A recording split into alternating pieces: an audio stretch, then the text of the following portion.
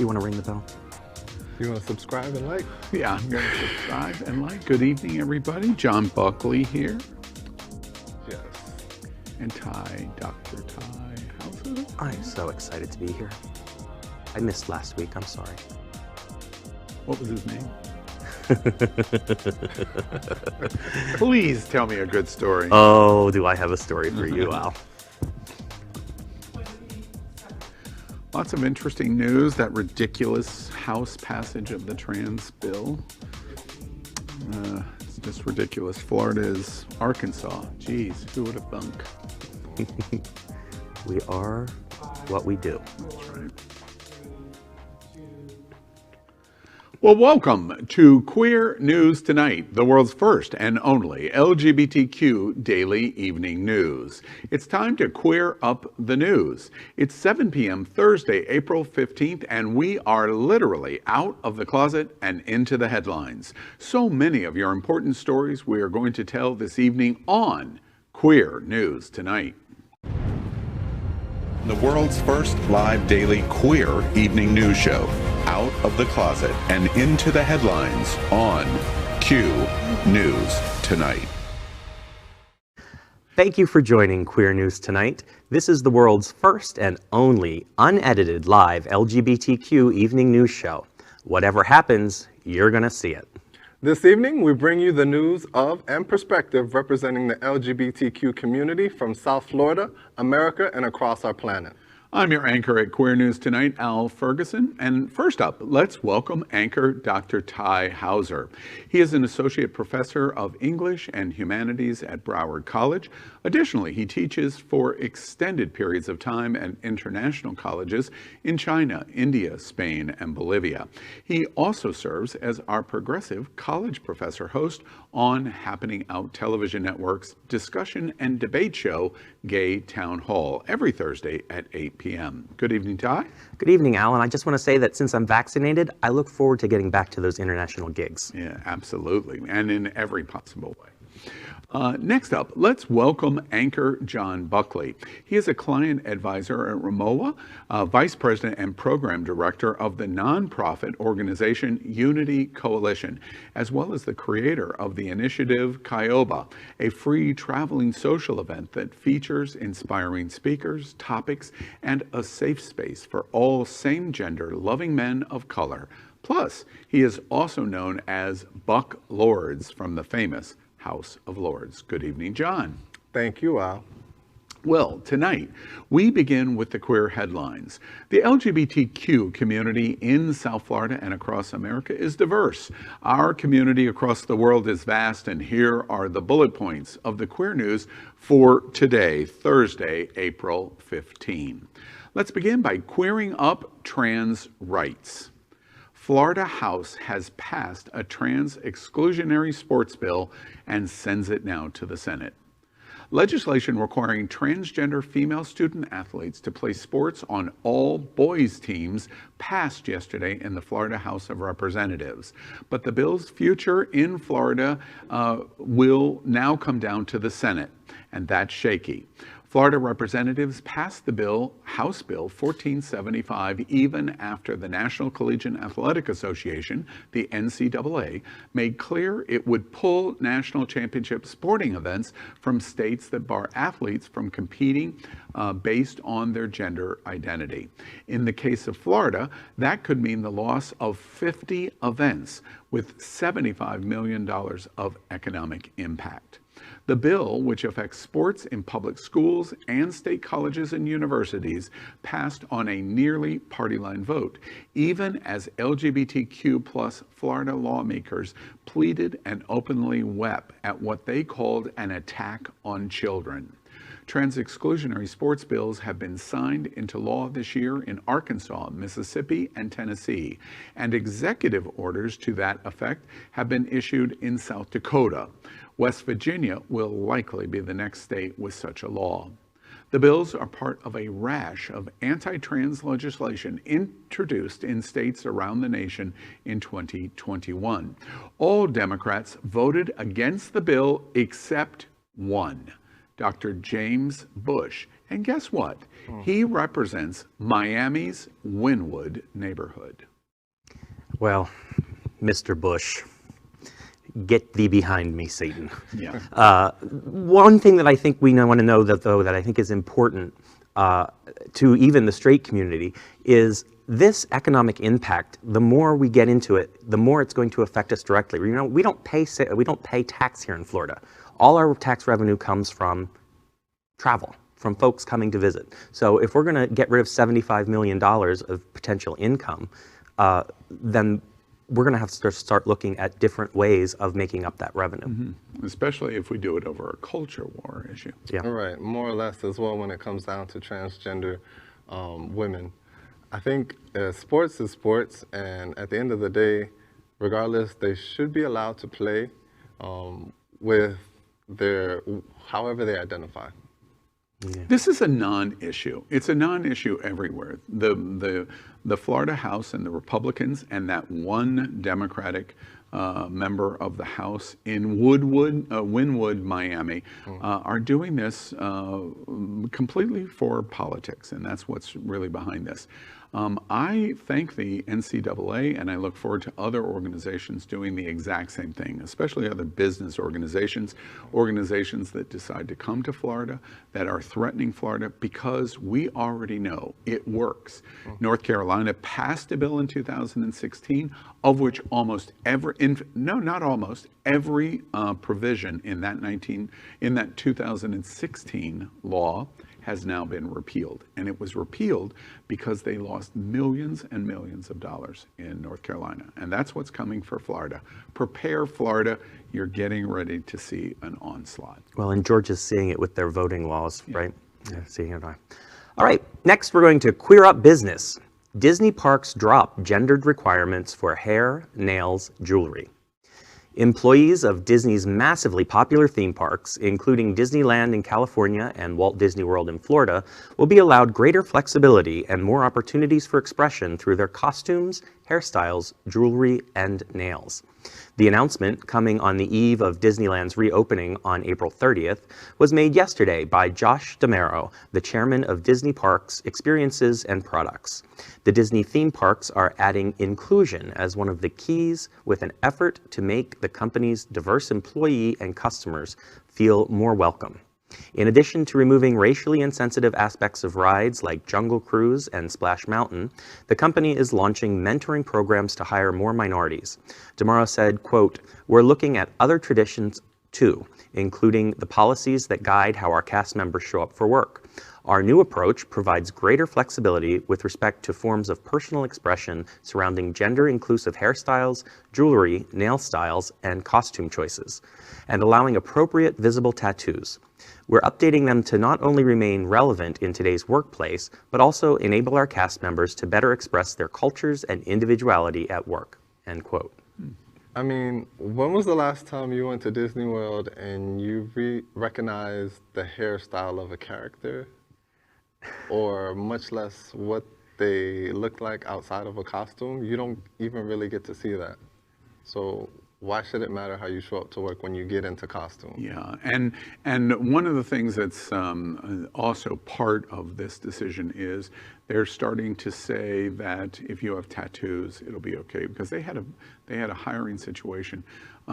When Tai heard the news of this, he teared up because finally he can work at Walt Disney World. Disney. Maybe I could too.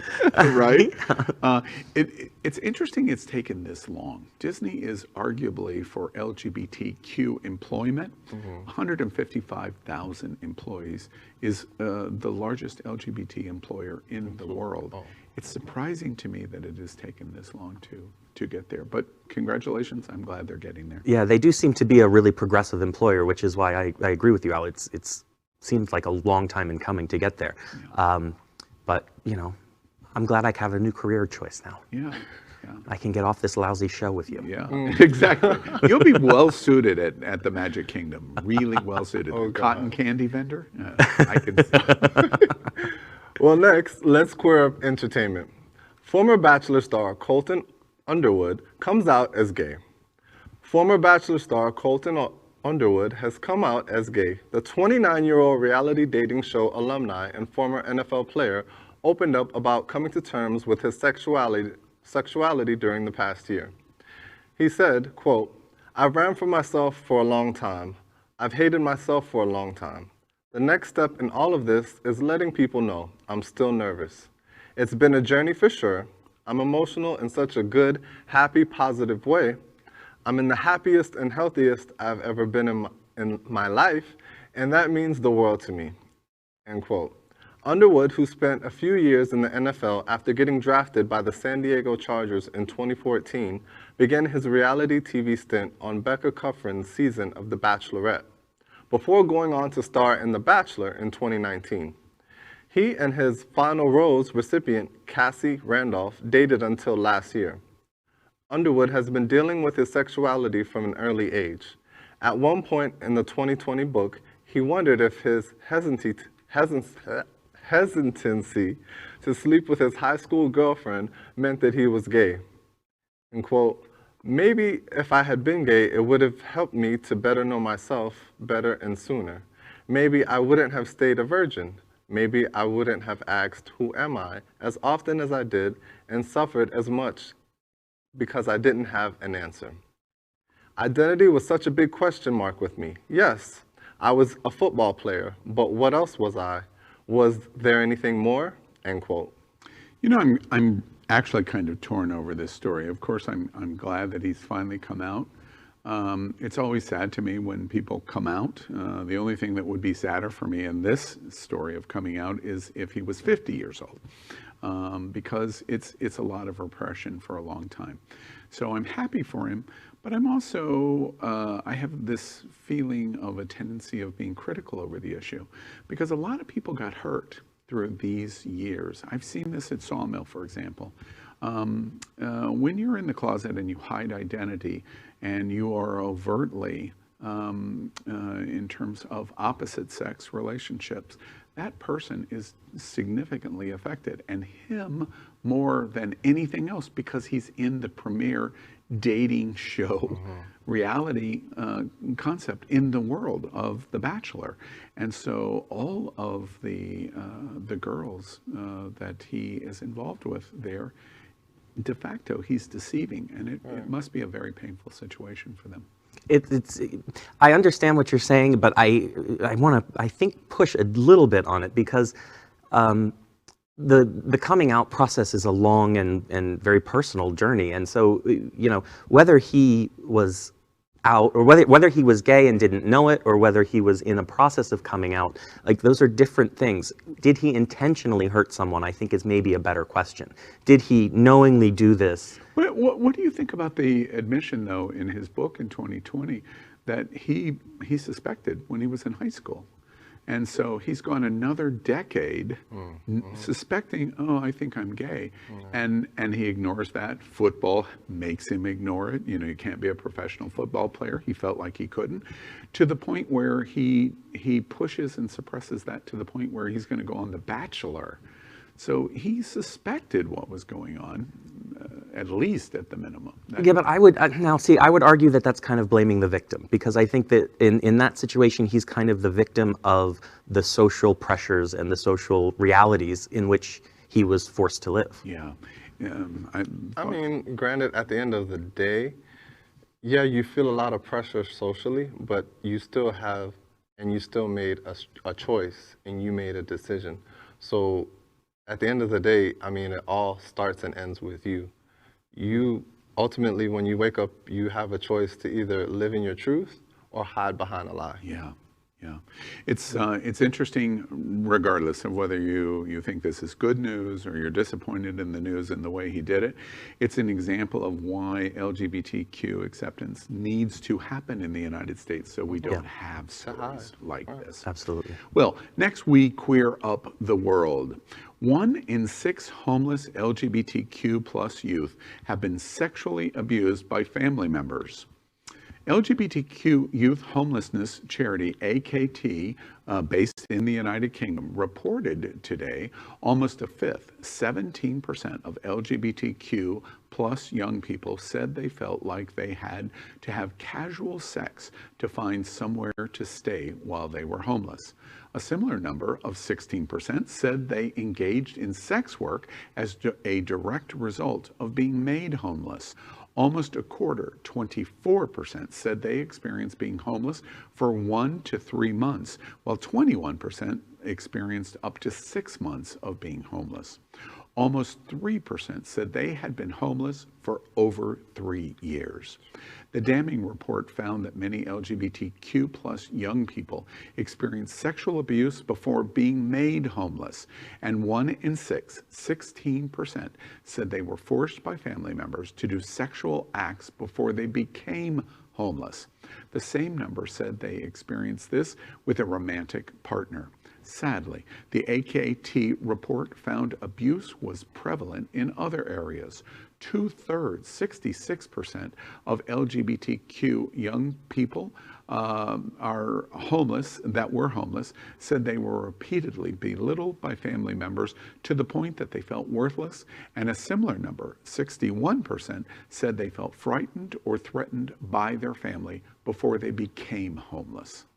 This story just breaks my heart. I mean, this should not be happening in any sense in any world that we live in. Yeah. And for it to come from family members, like that's just unacceptable. Shame on the family members. Yeah. I definitely agree. I guess too that goes to show you that your family isn't always your blood family, and it's who you chose or have chosen.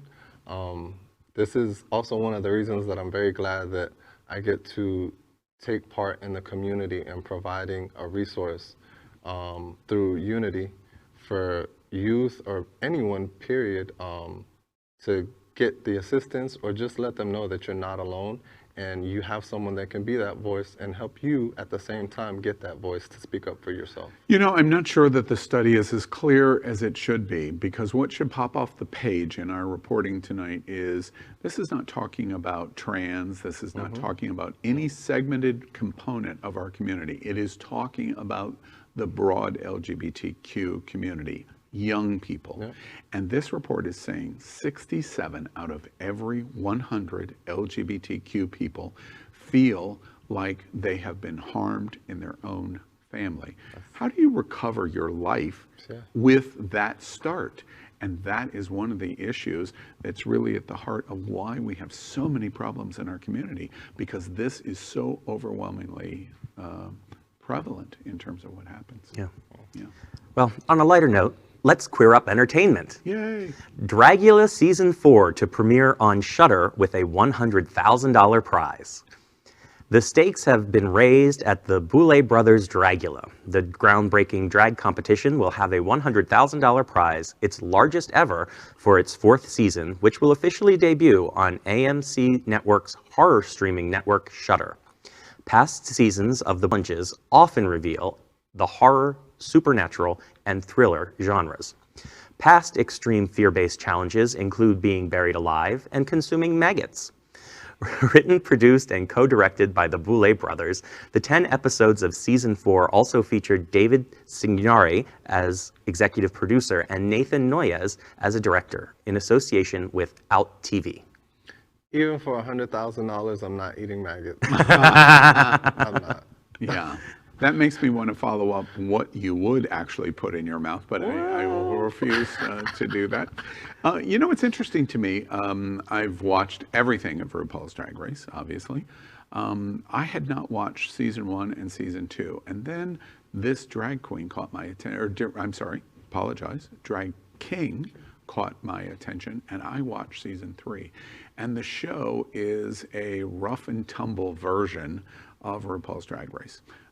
In a completely different way, having the queens and the drag king do completely inappropriate things. And I have to say, I really loved it. And I watched it with several friends, and we really like the show. If you have not tried it, I highly recommend you do. It's very interesting. This just in, season 4 will also star Al Ferguson, competing for the $100,000 prize. I'm surprised they didn't ask me to give it to them. Well, next we queer up health. STD rates find another all-time high in the COVID era. The Center for Disease Control has released a startling new report that details cases of sexually transmitted diseases reached an all-time high in 2019. The report also states that the COVID-19 pandemic may have led to a reduction in transmission. The statistics in the new report show that 2.5 million cases of chlamydia, gonorrhea, and syphilis reported in the U.S. in 2019. That's a 30% increase from 2015. Perhaps most distressingly, cases of syphilis also rose among newborns, quadrupling from its 2015 levels. According to Raul Romagera, acting director for the CDC's Division of STD Prevention, less than 20 years ago, gonorrhea rates in the U.S. were at a historic low. Syphilis was close to elimination, and advances in chlamydia diagnostics made it easier to detect infections. That progress has since unraveled, and our STD defenses are down. We must prioritize and focus our efforts to regain this lost ground and control the spread of STDs." End quote. Of all the groups affected, racial minorities and queer men were at the highest risk for STD infection. Gay and bisexual men made up of half of all cases of syphilis and were up to 42 times more likely to contract gonorrhea than heterosexual men. Well, first off, I would have to note that John is a gay person of color. I am. Strike one and strike two. And I was definitely at a risk, but I wouldn't have to worry about that because I wasn't sleeping around with one person. Okay. All right. Well, the study report from the CDC is shocking. It is. 20 years ago, we had almost wiped STDs, the major STDs, out. And look what's happened over the last 20 years. The most distressing thing in this news is half of all the syphilis cases we are 6 to 7% of the entire population. That's total LGBT, which means for gay men, which is predominantly what this survey study is reporting, means we're probably only 3 to 4% of the entire population, gay men. Yeah. And we're half of all of the cases in the United States. It's shocking. It's a crisis, to be honest with you, that we've got to address. Hey, bag it up, boys. That's all you got to say. Bag it up. We won't do that. Yeah. That's what it is. We just won't do it. I mean, they give out condoms for free. If you're gonna play around, at least do it safely. Yeah. And not only think of yourself, but think about who you're getting involved with. Yeah. The sad thing about saying that is I completely agree with you, but just the statement of saying that doesn't accomplish anything. Right. No. And clearly over the last 20 years, that's what's happened. Oh, we'll just take a shot. No problem. Yeah, but you also have to be responsible yourself. Like, if you see somebody's not going to use it, insist on it. And if they don't, then you got the decision to make. Yeah, we're gonna move on to Tai, but I want to remind you, John, you're gay and a person of color. Mm-hmm. Check and check. Choices. Choices. All right, good. All right. Well, that is our queer headlines for today. So let's catch up on the LGBTQ news surrounding COVID-19 with our special segment called Quarantine Quickies. Queer News Tonight has been LGBTQ America's most important news source on the pandemic, as we have reported on coronavirus on every news broadcast since January 6th, 2020. Tonight, we report the devastating effect coronavirus has had on the American and worldwide LGBTQ community in the total cases and deaths. We also provide hope of a new light at the end of this long tunnel. As of tonight, more than 2,251,000 LGBTQ Americans have contracted COVID-19, and more than 40,000 LGBTQ Americans have died from coronavirus. As of today, more than 194 million vaccination doses have been administered in the U.S. That's our COVID-19 news for tonight. Next, we report that Happening Out Television Network is passionate about our support for the LGBTQ community. An example is Sunshine Cathedral, the world's largest queer church here in Fort Lauderdale. We are broadcasting from our permanent set here at Sunshine in supporting that partnership. The network broadcasts the largest LGBTQ religious broadcast in the world with more than 30,000 watching every Sunday at 10:30 a.m. Eastern, and is totally live. We encourage you to tune in. Our campaign of sponsorship proudly supports Sunshine Cathedral is My Queer Church. Watch this.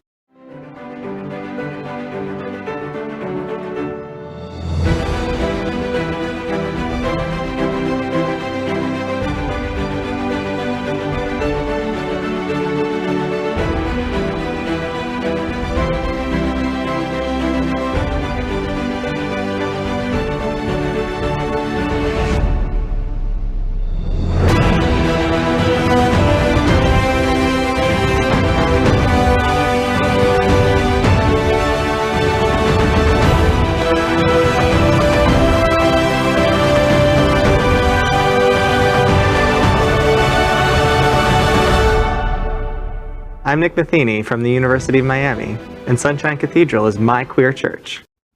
We'd also like to thank our set designer, Concepto Modern Living, here in Fort Lauderdale, for making this set in this amazing queer church campus possible.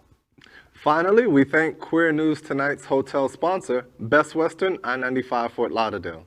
This is the closest and best choice of the famous Wilton Drive, and our hosts and guests stay at this LGBTQ ally partner. We encourage you to stay here when visiting South Florida. Happening Out Television Network is proud to sponsor the 23rd Annual OUTshine LGBTQ Film Festival, Miami Edition 2021, April 23rd through May 2nd. Happening Out Television Network and all of our programs are proud to serve as the premier sponsor of the OUTshine LGBTQ Plus Film Festival. Tickets and passes are on sale now at OUTshineFilm.com. Watch this. Get your tickets now for the 23rd annual edition of the OUTshine LGBTQ Plus Film Festival, happening April 23rd to May 2nd. Don't miss our incredible grand opening drive-in event, followed by 10 days of non-stop films from here and all around the world that you can watch at home. Watch trailers and get your tickets at OUTshineFilm.com now. Finally tonight, Queer News Tonight is proud to host our Thursday night business professional segment we call NetWERQ with a Q, where we will highlight and network live with LGBTQ business leaders, individuals, and different various kinds of organizations. Tonight's segment features Adam Baran, director, writer, and producer. He is a Brooklyn-based filmmaker, writer, curator, and queer nightlife guru whose work focuses on hidden histories of queer sexuality. He produced the Emmy-nominated Netflix documentary Circus of Books, I loved it, and wrote and directed the award-winning gay narrative short Jackpot. He is co-curator of the Queer Art Film Screening Series, was an editor at the gay publication Butt Magazine, and has written for MTV, VH1, Vice, V Magazine, and Foam. In his latest short documentary, Trade Center, the voices of 5 gay men who cruised for sex at the World Trade Center in the 1980s and 90s haunt the sanitized, commerce-driven landscape that is the newly rebuilt Freedom Tower campus.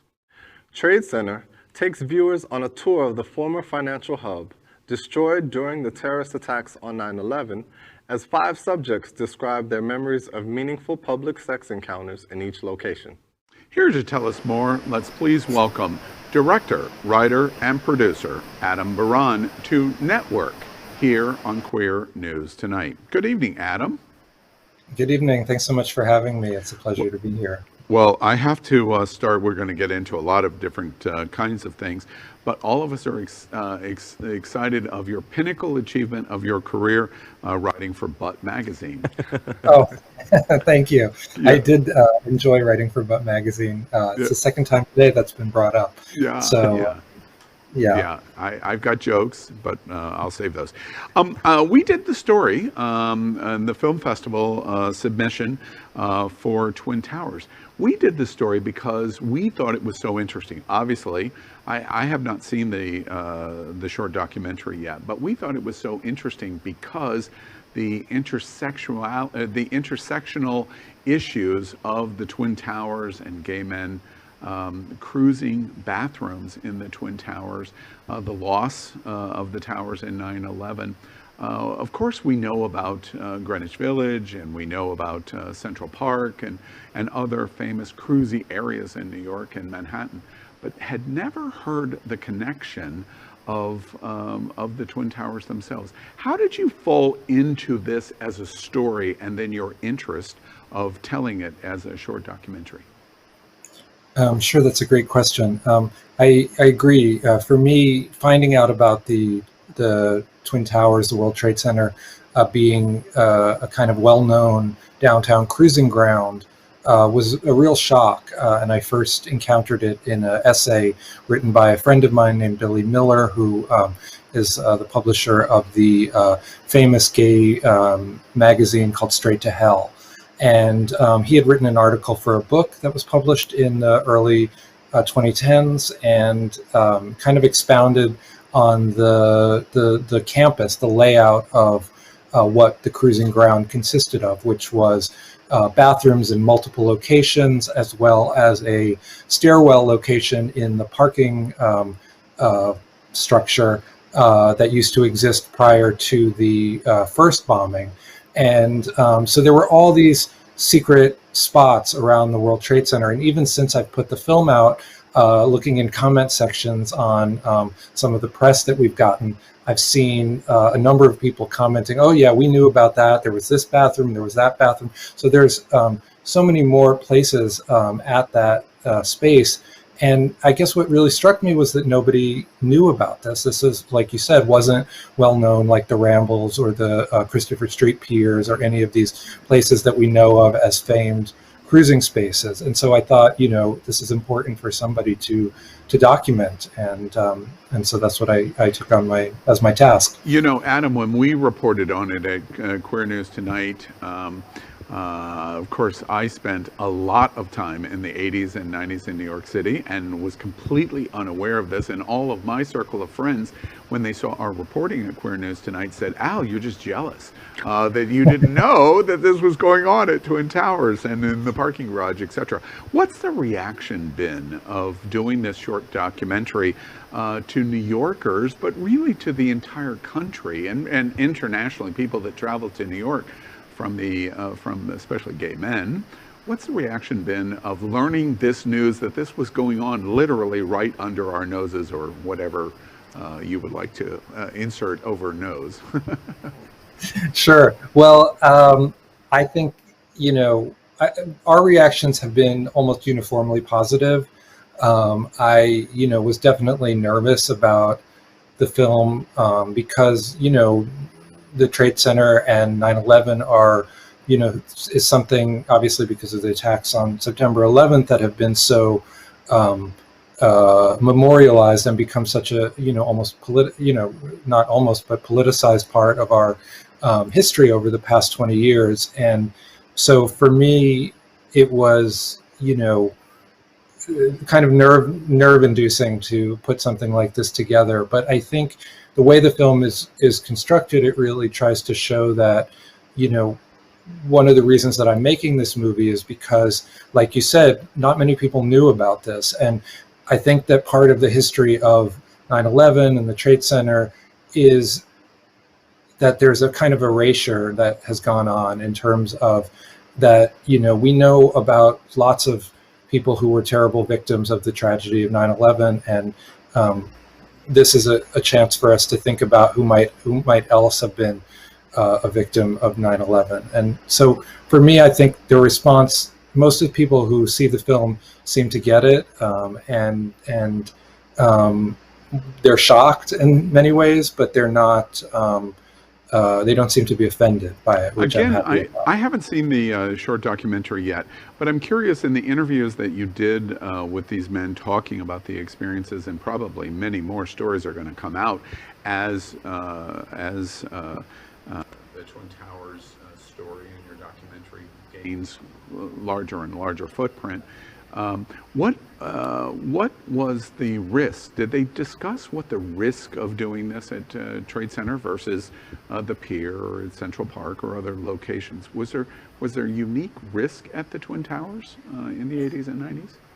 Well, I think it depends where you went. I think that a lot of the men, if you were cruising in the bathrooms by the subway next to the Port Authority, there were the people who in the film talk about feeling like that was kind of a safe space, that there were people watching or keeping guard, and that it was just kind of very well accepted and known that that was what was going on in those bathrooms. And so I don't think that people felt there was a lot of risk, and but I can't speak for everybody, because I'm sure, there were. But the stairwell that I talk a lot about in the second half of the film was a unique space because it is described by most of the people who went there as really one of the hottest, busiest places you could go downtown. And because it had an exit that opened right onto the street, if anyone came down, if a guard or a watchman or somebody came down, people could very easily just kind of pile out into the street, and it not being a situation like in the Rambles in Central Park or another place where you might be really vulnerable to, getting busted. Obviously, that's a different scenario when you're in the Trade Center itself.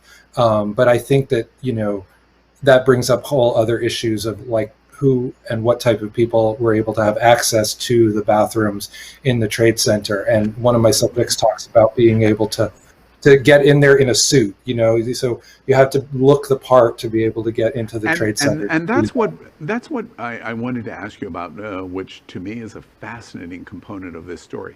I know that this was an access-related issue of cruising bathrooms, first and foremost because of the buildings that it was at, but because it was not mocked or re-shown by people like Michael Lucas at Lucas Entertainment or my friend Chi-Chi LaRue.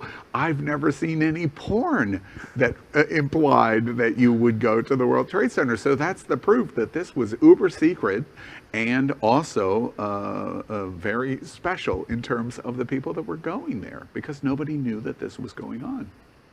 There actually is a porn from the 70s where they show two men going into the World Trade Center, wow, going up to the roof, the observation deck, which doesn't exist in the same way anymore. You used to be able to go right up to the roof, which is how that man famously walked across the Trade Center from one to the other on the wire. But they did end up faking. They went to another roof and shot this blowjob happening, but they shot all these reactions of people on top of the Trade Center looking out, going like, oh my God, oh no. And so there is one porn that does imply that the Trade Center was a hot scene, but it's totally staged. It's not like something like Night at the Adonis or any of the porn films that actually took place in some of the real spaces that were cruising grounds. Adam, the film, the short documentary Twin Towers, came to our attention because of the film festival that you just recently did. Where now can you see the film? Tell us how we get in touch with you and we watch this product and other products that you've produced. How do we go about doing that? Sure.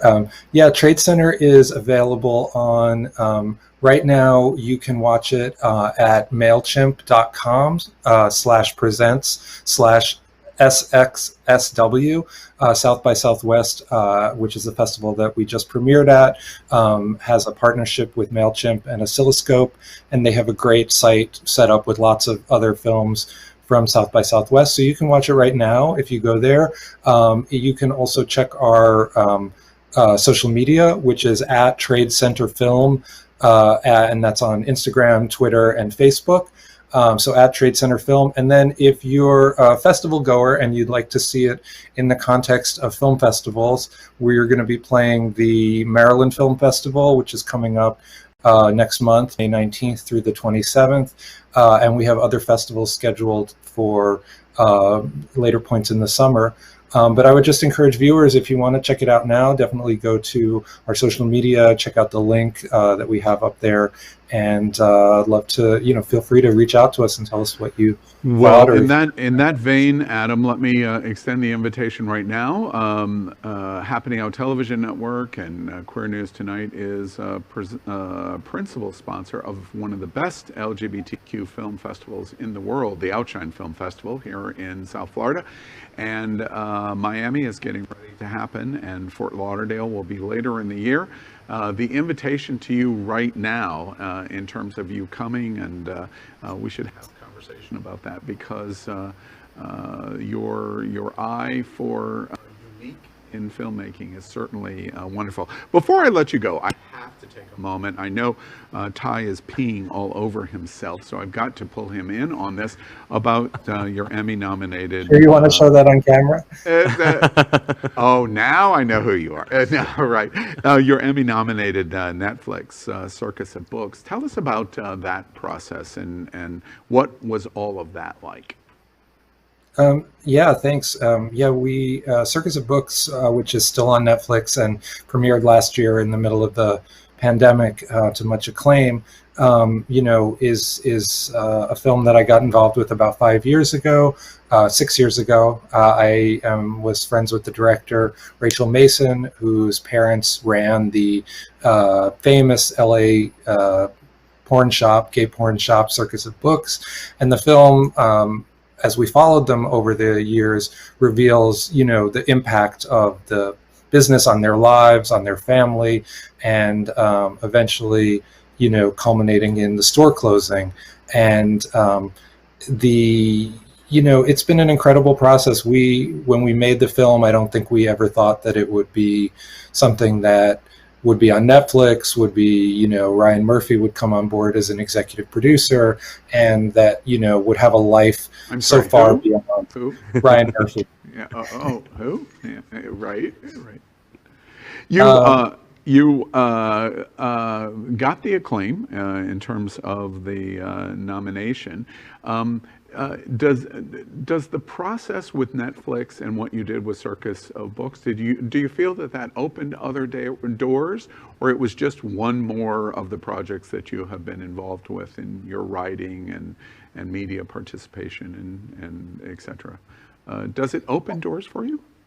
I think it does. I definitely feel that it, is making people more interested in seeing my work. I wasn't the director on that project, just the producer, but I definitely think what that film showed for me is something that I've been interested in my career, is, like I said, telling stories of sexuality, queer sexuality, and moments that aren't so well known. And so for me to see something like Circus of Books, which was all about that, become such a kind of hit, has really said to me that, I can definitely continue on this path. And so, I spent this past weekend interviewing another incredible gay elder who, has a story about a place that existed in New York that nobody's ever heard of. And I'm really interested in keeping on documenting these stories before they disappear. So it's definitely opened doors for me. And before we let you go, we appreciate your generous contribution of time. What's next for you? What's ahead? Where are we going to read, Adam Baran is doing X? What's next? Well, I hopefully it's my next project, which I just alluded to, which is about, like I said, about an enclave that existed in New York from 1965 to 1980. And I'm in the process of tracking down members of that. And I'll just say what it is. It's a place called the 9+ Club, which was... I wonder what that's about. Yeah. Well, it's a gay leather social club that was an offshoot of a lot of the gay motorcycle scene in the mid-'60s, pre-Stonewall era. And so I would just say to the viewers, if anybody was in New York during that era, or has memories of the 9+ Club or anything connected to it, or just has a great sex story or story of gathering in a space that doesn't exist anymore, feel free to hit me up on social media, and I'd love to hear it and talk to you. And in a perfect world, Adam, the debut of that project would be approximately when? Hopefully later this year or next year. Yeah, early next year. All right.